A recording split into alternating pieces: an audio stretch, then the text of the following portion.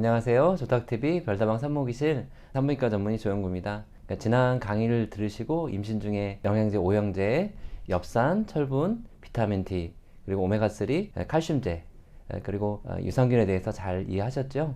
이번 36번째 강의 주제는 우리가 무통분만이라고 하는 무통주사에 대해서 말씀드리겠습니다.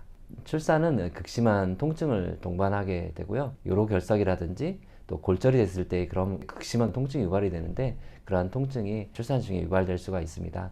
그래서 고대로부터 이러한 통증을 줄이기 위한 노력들이 계속 있어 왔는데요. 그래서 과거에는 이런 허브라든지 아편, 알코올들을 통해서 통증 감소를 위한 노력을 해왔습니다.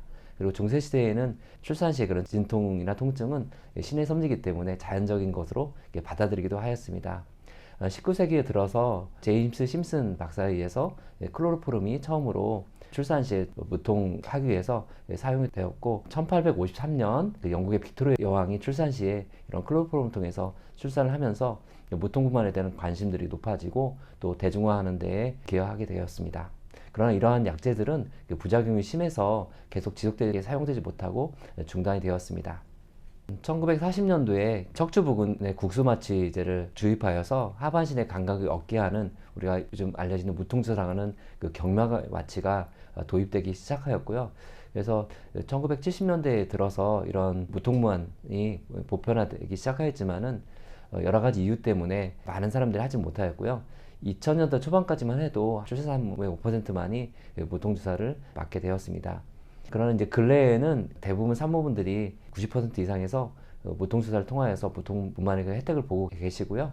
또 이 무통주사가 그 보험이 되면서 경제적인 그런 부담도 적어졌습니다. 그래서 산모분들이 한참 진통 중에 있다가 그 무통주사를 맞게 되시면은 갑작스럽게 통증이 완화가 되기 때문에 우리가 무통천국이라고도 부르기도 합니다. 그렇지만 오해하지 말으셔야 될 것이, 무통주사라고 하셔서 통증이 아예 없는 것으로 오해하실 수 있는데요. 통증이 아예 없는 그런 무통주사라기보다는 감통주사라고 이해하시는 것이 맞는 표현이 되겠습니다. 무통 시술은 우선 산모분의 그 혈압이나 맥박, 그 다음에 척추 질환이라든지 혈액 응고 질환이 있는지 먼저 확인한 후에 그 무통 시술을 용이하기 위해서 산모가 옆으로 누운 자세 또는 그 허리를 굽혀서 그 앉은 자세로 자세를 취하게 되고요. 그리고 요추 주변으로 가는 바늘을 통해서 국수마취를 하고요.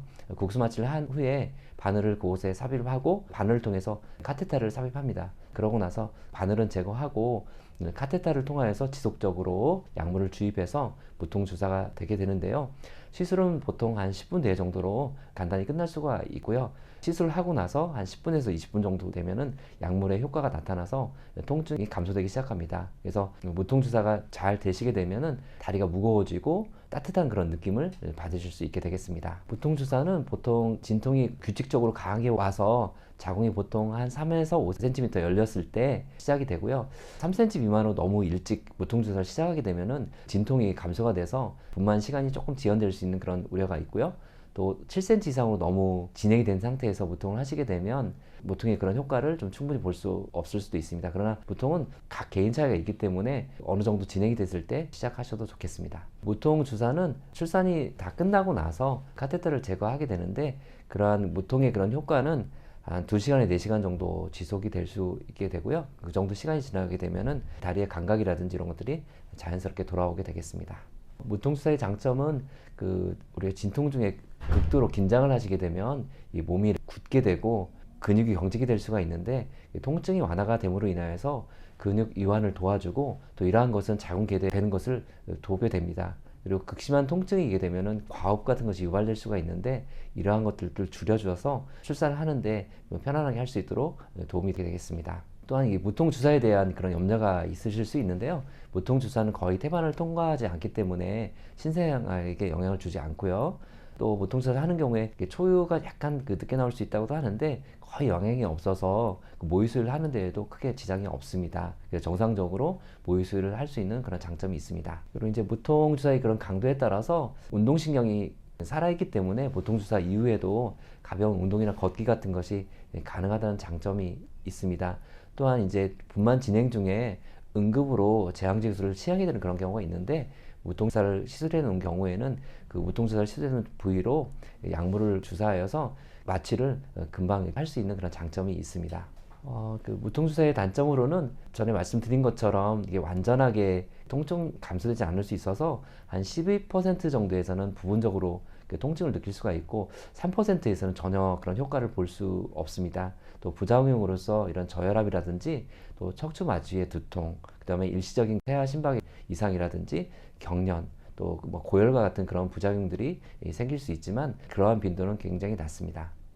그리고 무통 시술이 충분하게 잘 되신 경우에 마지막에 아기가 이제 머리가 나오기 위해서 힘주기를 하셔야 될 수 있는데 이제 그런 경우에 이제 충분하게 그 힘주기를 할 수 없는 단점이 있고요. 그렇지만 그 약물을 조정함으로 인해서 또 그러한 부분들도 우리가 해결해 갈 수 있습니다.